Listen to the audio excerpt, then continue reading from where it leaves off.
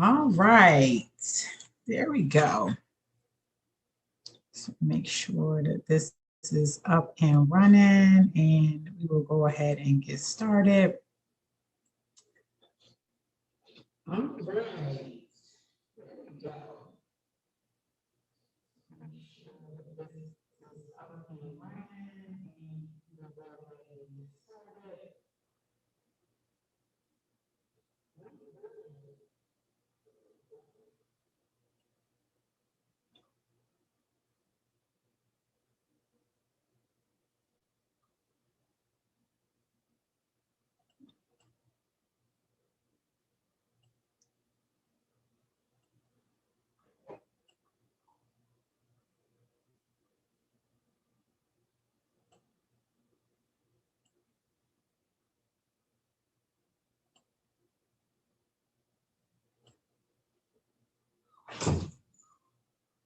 All right, so go ahead and give y'all a little introduction about who I am. I am Dr. Danita Morales Ramos, also known as Dr. D on social media, Facebook, YouTube, Instagram, and LinkedIn.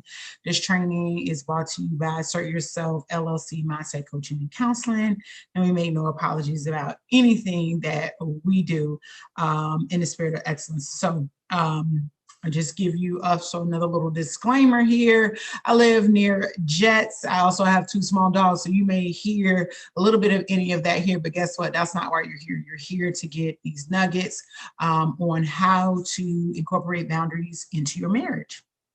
Okay, so let me share with you a little bit about who I am. I'm a mental health professional, a licensed mental health professional. I've been in the field for close to 20 years, just shy of 20 years. I help the elite to see and remove negative things from their lives to achieve more peace and abundance in their lives. And I do that through concepts such as boundaries. That's a huge part of the work that I do in working with entrepreneurs, and in particular, helping individuals to get clarity on in those areas in order to be able to set those boundaries. I've been coined the queen of boundaries, and I'm also the author of 4 books, with my latest one being Boundaries Are for Bullies, Don't Let Them Steal Your Lunch Money. And so I'm going to give you a little snippet here of how to set some boundaries in your marriage, give you some core concepts on that, and some things that you can use right away to implement some strategies in your marriage and or your committed relationship in order to just have a more fulfilling relationship. Okay. So what I'm about to show you, I've used to save marriages. And so I suggest you take notes. I actually charge thousands of dollars for what I'm about to show you. Thousands and thousands of dollars. People come in and they are ready to throw in the towel. They're just pretty much coming to see me to say, hey, am I making the right decision? Now, I don't tell people whether or not they're making the right decision, but what I do share with people is tools that if they want their marriage to work, then how to be able to do that. And so first of all, I tell them they have to make a decision. If they want to make the decision to be in their marriage, then I can show them just what they need to do. Okay. And so each client that has done what I'm about to show you is still in their marriage and enjoying their marriage. Also, just understand this isn't a quick fix, but it will fix your marriage quickly. Let me say that again. This isn't a quick fix, but it will fix your marriage quickly. I've in a couple of sessions, I've helped these individuals to set some strategies into place that they're no longer saying, coming to me like when they first did, saying, oh my God, I'm just ready to go. If I don't figure it out, this is it. To, wow, I see the light at the end of the tunnel and I see how these things are helping and I'm going to continue to do more of it. I really just came in to check in and let you know how I'm doing. That's how powerful these strategies are, okay? So here's what my clients say about what I'm about to show you. I came to see Dr. D because I was about to end my marriage. Now I love being with my husband. How many of you watching this right now would love to be in love with your husband or wife, right? The client says, my wife and I went on a date and actually talked and enjoyed each other's company. I was ready to leave essentially the marriage, right? But we are still together. Imagine if you're in that place right now and you're stuck actually being able to go on a date and enjoy being on a date with your spouse, right? That's how it should be. But sometimes people just stray away, or they just never had the tools in order to be able to know how to do that. And so a third person says, I didn't think this marriage could work. Dr. D saved our 20 years of marriage and helped me to enjoy my quality of life. And so if you tap into this today, you're going to get what people pay thousands and thousands of dollars for. With the small investment, and right now that's your time. All right, so the key to a boundary-filled marriage is the we factor. Make sure you're writing that down, the we factor, okay? We factor. You probably want to put that on your mirror somewhere. Take a what do you call these things? A Sharpie, right? And write that on your mirror, the we factor, because you need to remember this, and you might even want to put a reminder in your phone, the we factor, okay? You're going to get tired of me saying that, but I'm saying it over and over again for a reason. Okay, the we factor. So you have I, it's all about me. Then you have you, it's all about the other person. Then we have we, it's all about the relationship. This is the foundation of everything I'm about to show you. This is the we factor.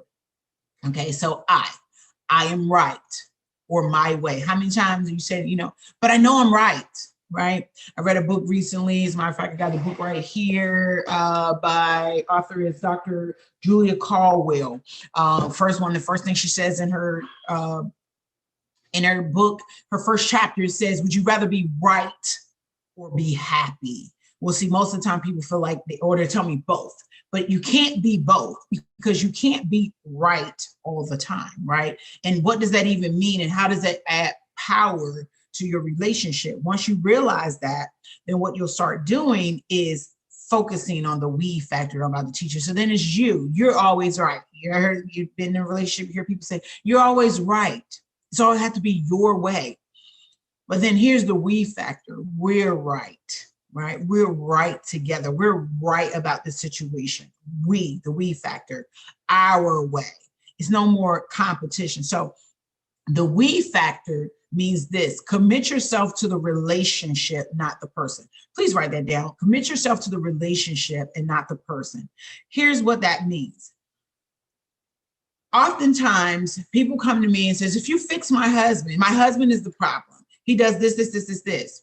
Or it's my wife does this. If you fix my wife, everything will be okay. Because we're being programmed that we have to blame someone for situations that happen. And then we're not focusing on the problem, we're focusing on the person. So what I want you to understand, that the we factor is one, you commit to the relationship. So if you commit to the relationship, it really doesn't matter what your partner does.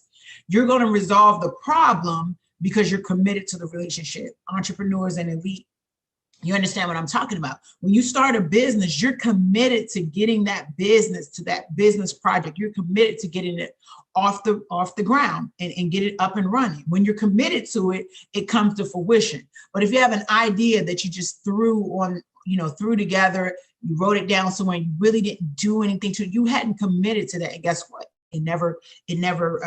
That vision never manifested itself, right? It's not going to manifest itself off some piece of paper that you wrote it down, but it manifests itself when you actually put into work. You put in work. You can't put in work to another person, but you can put in work into a relationship. I'm going to help somebody watching this video today, okay? So the we factor. So now that you have the concept, is no more, I hope you can fix my marriage and, it's really my husband or it's really my wife. Then you'll understand, you have that at the bottom. That is like, hey, we got the ground, we have the land, okay, we have the land, but then we have to build something on that. And what we build on, the land is the relationship. We've committed to the relationship. Trust and believe what I'm about to share with you is all about a boundary-filled marriage, because the relationship starts with the we factor. We've decided that this land, our relationship, is ours. It's a we thing. But then we want to build something on it. And so we need a foundation.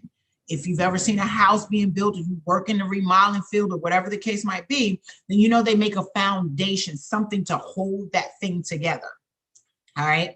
And so foundational values, what they are. If you remember the story of the three little pigs, and he talked about blowing the houses down, right?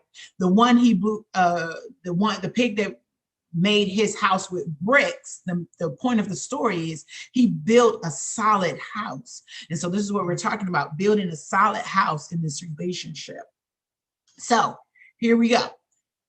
Moral, family, financial, and time. These are things that foundationally people that are in couples, that are a couple, they've never addressed. They just get into a relationship. This is what this looks like. So you come from two different cultures, and I'm not talking about race here, okay? I'm not necessarily talking about finances here. What I'm talking about is a customary way that you saw things done in your home, whether you're black, white, green, gay, straight, whatever. You saw some things in your home, in your upbringing, if you will. I don't care if you were adopted or you were in a perfect traditional, what some people would consider a perfect traditional family home. There were some things that you saw about how things were dealt with morally, how things were done as a family, how things were done financially, and how they were, and how time was spent, right? And then your partner had something else go on in their home. It was never exactly the same. I don't care what the color of your skin is. And so then the two of you met up, and oftentimes what happens is the two of you didn't talk about what is our foundational values going to look like. You just both went in and assumed that they look the same. Maybe because you look the same, maybe because you lived in the same neighborhood, maybe because you have similar education, maybe because you have similar religion or similar bank accounts. You assumed that your values were the same. But really, what is your moral values? What is good and bad to you? What is right and wrong? What does that mean? Right? Family, what does immediate family look like to you? Those that are right closest to us. And what does extended family look like to you? And even more so, what is our values? Do our values change? Do we treat immediate family the same way we treat extended family, and vice versa? And then financial, that's always a big to do, right? But these are the four basic things. Is what's your money mind? You know, how is money viewed? What is your relationship with money? You know, some people is like, money's just money, it's no big thing to me. And they may spend it frivolously. Or some people may have that same mindset that money means nothing to me, but they are definitely conscious of being responsible with their money. And so what's your money mind and what's your money spend, right? What does my mind say about money is one thing, but then how do I spend that money is important, all right? Sex, family, work, play, right? You cut off a little bit, but I usually have the acronym SFWP, sex, family, work, play. You're like, what, Dr. D, why do you have sex there first? Let me tell you why. Maslow's hierarchy of needs says that sex is an essential basic need like breathing, food, water, shelter, and pooping. Okay, I'm keeping PG in case my kids here, right? Let me tell you why this is so important for me to point out SFWP. Because can't tell you how many couples could resolve a lot of conflict and they just don't know it if they weren't sexually frustrated. Sexually frustrated in they haven't identified what their sexuality is. And sexuality, I'm not talking about gay or straight. I'm talking about the expression of them being a sexual being. And so, you know, they had the great sex, or what they considered great sex at the beginning of the marriage because they weren't getting any men, and they got a lot of the beginning, but then they start getting bored. They don't know what else to do with it. You know why? Because they haven't explored their sexuality. Or you have someone that has past trauma and they haven't dealt with the past trauma. And the fact that they haven't dealt with the past trauma comes up. And so there's no sex in the relationship, or there's shame with the sex, or somebody's too busy and sex doesn't happen. So then you got all this tension. Man, you know what I'm talking about, this tension build up, right? I'm gonna keep it PG for y'all. But then women, sometimes women and men, I think y'all think this too, but women, y'all think that y'all don't have that sexual frustration. You're good. It's your man that needs to have sex. No, you need it too. Maslow says you need it as much as you need breathing. To breathe, you need air as much as you need food and water. You know why? Because we are sexual beings. So if I'm not sexually frustrated, I can interact with my kids in a healthy way. I don't just have this random ball of tension in my inside of my body and start acting out on my kids because I haven't had sex in 6 months. What's that about, folks? And so sex, in other words, it's a priority, right? I'm not telling you not to feed your kids. I'm not telling you not to feed your family, but I'm saying you need to take care of the sex aspect, right? And then your family, and then work. Okay, you're like, wait a minute, Dr. D, why is family before work? Because of many of you all, and I was there at one particular time, you doing all this work, and you haven't prioritized. Remember, I talked about what's important to you. Let's go back. I talked about family. Like, what is your values about family? People say, you know, my family is so important to me. That's why I work every day. No. And that's why I work so many hours. No. If you work so many hours day in and day out and you're not prioritizing your family, then what's your priority? Is your work, is your job, and whatever meaning and value you have to that. I recently shared in a training, I said there's priorities versus preference, okay? A priority is something that you actually are doing something about. You see, if you haven't had sex in 6 months, you can't say sex is a priority to me. It's not. It's a preference, right? If you say spending time with my family is important, but you haven't been to a kid's baseball game or took your kids to a movie and actually been present without your phone, then you can't say that your family is a priority, right? But if you answered your emails all day, all night, you constantly got your phone, which I know all about this lifestyle because I had it, then that your work is your priority. And then play needs to be in there. So you got to have sex, and you know, maybe we could split hairs a little bit. Sex can be playful, right? But in other words, play means you have to have fun. Some of us are way too serious. And so we're talking about boundaries in marriage. After we get there in the relationship, everything gets so serious and we forgot to play and have fun. All right. So the we factor, there is I, there is you, and then there is we.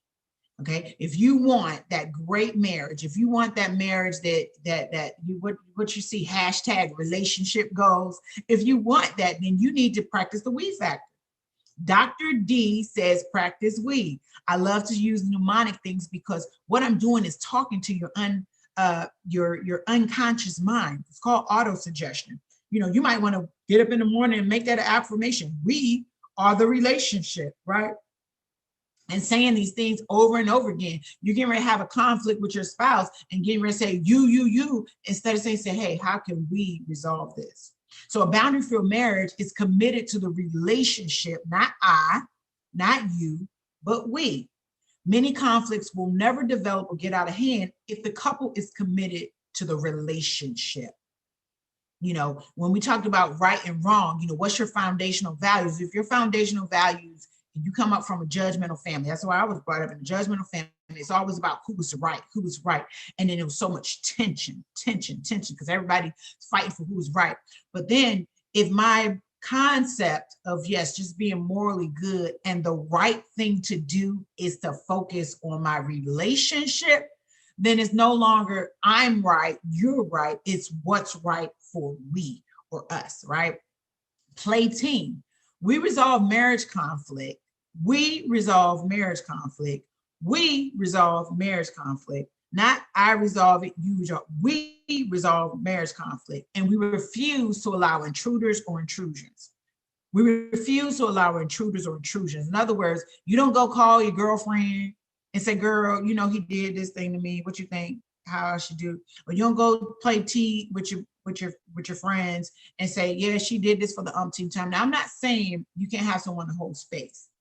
But what I'm saying is when you start looking for something outside of the we factor to help you resolve your relationship, guess what? That's where the problem is, because then you start listening to somebody that's not qualified to give you information. Nobody that is not in this relationship is not qualified to tell you how to resolve it.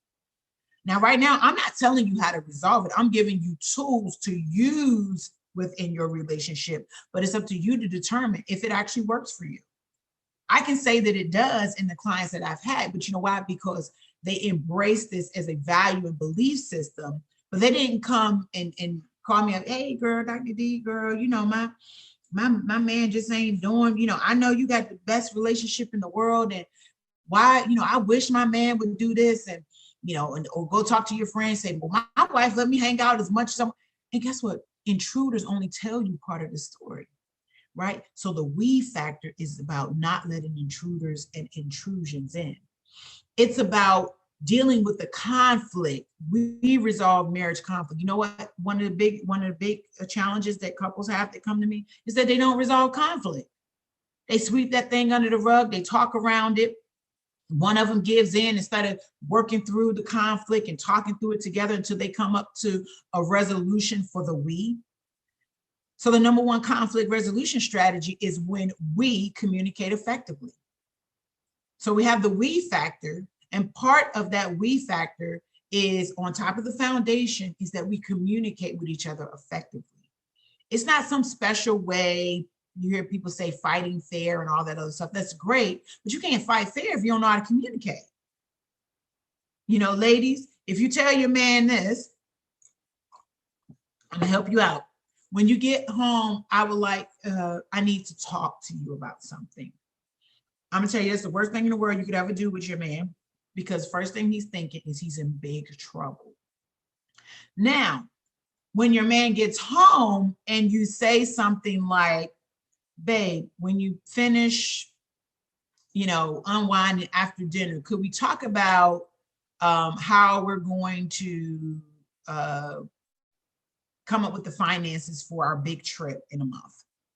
Now he knows, yeah, we got to sit down and talk about something tough, but he actually knows what we have to talk about. But when you start setting him up, talking about something, I need to talk to you, this man is like, he may avoid you. He may, fight, flight, or free. He may avoid you because he was like, I don't know what in the heck I did, right? Or he may already come home angry because he's thinking about the last thing you got upset about. Or he may just freeze up when you talk and don't have anything to say, and then you're like, you don't care about anything, right?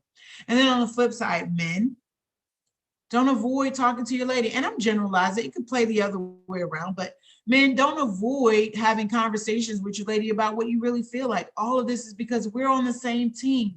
Talk about what your experience really is and communicate that. That could be like, babe, I'm really stressed out from work. I don't have a lot of time, but I also, I need to have sex tonight. Like, I need you to make time for that. I need you to put on that little sexy thing you wear.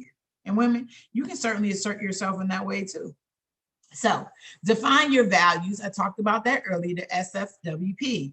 Moral, what do we view as good or bad and right or wrong, and why? What do we? You see, I got it underlined a bunch of times. Family, how do we define it? What is significant? Do we and what significance do we place on what we define as family? And how do we express that significance and why? I had a conversation recently with someone that said, in a past relationship, they their mother would call and ask for some money, and their partner would say, well, why do they need money? And they said, listen, I doesn't really matter why my mother needs the money. What all I need to know from you is how much money can we send? And that made me think, I was like, wow, that's a good perspective on it, right? What if you're the type of person that's, you come from a family that in order to help someone else, you have to substantiate that help, right? But then your partner comes from a background that's, no, we help our close family or whatever, our immediate family, but we decide how much we help them. Is either of those right or wrong? Right? Is one right and one wrong? No, it's just about, we need to define what we value in our relationship, the we factor. Okay, so finances, in order to, for that specific example, we have to know what we think about money. We have to know how we earn money and that we need. And I put that we need because some people may think we need more money than the other person may think. And that's why we have to think, how much do we need to be in this relationship, right? And where do we spend our money? And this is a huge one right here, time. What, where, when, and how do we spend our time? What will we experience together? You see, yes, you have a relationship, but there's still an individual, two individuals in that relationship. And so there's a thought process that because we're together, we need to spend all our time together in some relationships. And that's problematic. Individually, you should have some interests of your own, and so should your partner.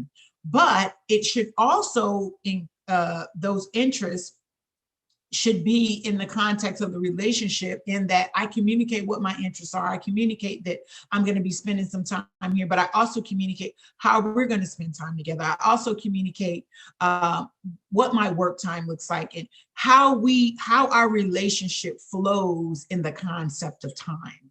That's so important. And that effective communication that I talked about often doesn't happen. And it's in these areas. And specifically, about sometimes it can be a huge thing, just as something as simple as time. Okay. So here is some simple solutions. Start we with you.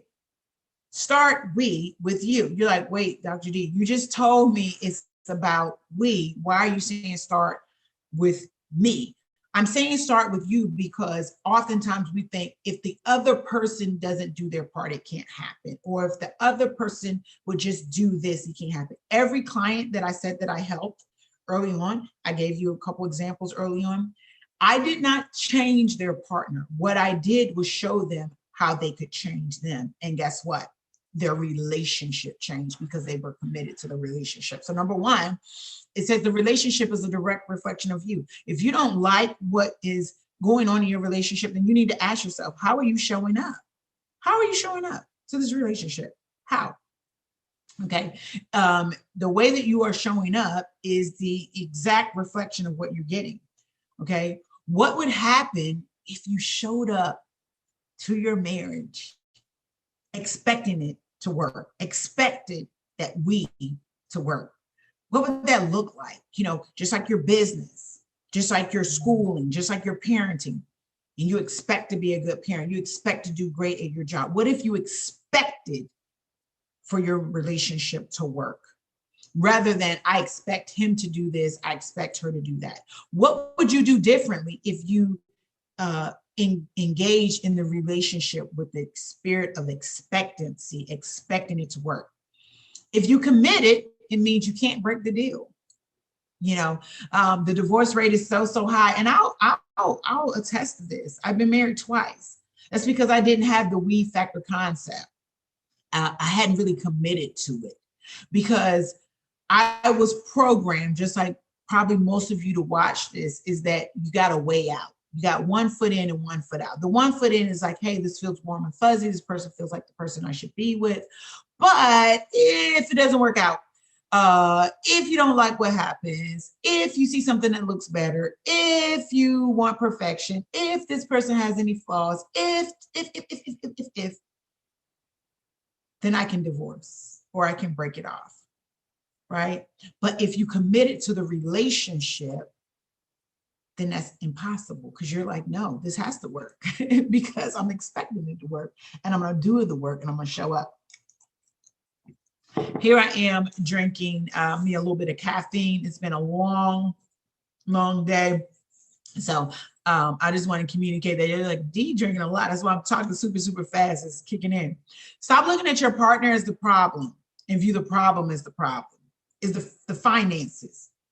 We don't budget our money well. That's the problem. It's not you always spending too much money. It's we need to manage our finances better. We need a financial plan. We need a budget and spending plan. We need some life goals on how we're going to spend our money, right? Go back to our values. That's why you need your finances. Addiction. You know, I've had individuals that someone's dealing with addiction. And so the problem in the marriage is that person's addiction. No, the problem is the problem. Your marriage isn't the problem because you committed to it. But within that marriage, there's some addiction, and that's a problem. We need to deal with that addiction, which is a problem. Or sex.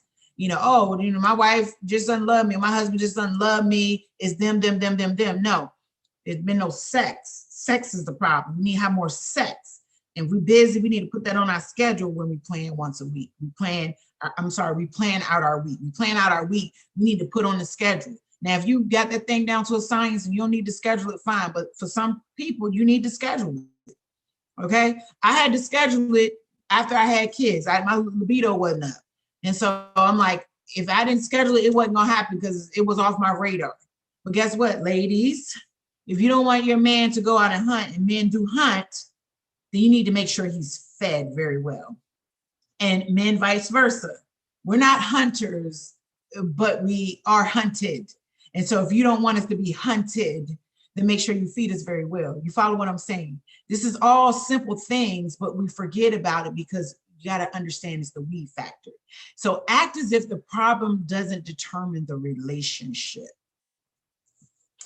So that's it. It's super simple. Focus on the we. I just taught you how to field your marriage with the best boundary ever.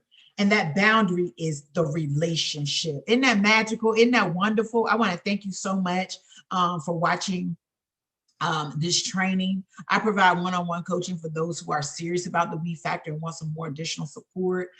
You can find me at follow Dr. D, D-E-E-E, 3 E's, okay? Somebody decided to take just D, Dr. D, so I had to add the 3 E's, so you can find me anywhere on Instagram, Facebook, LinkedIn, all right, YouTube, right? You can find me there, or you can just simply visit my website at assertyourself.com, click on the contact button, and let me serve you in that way. You guys go and crush your day.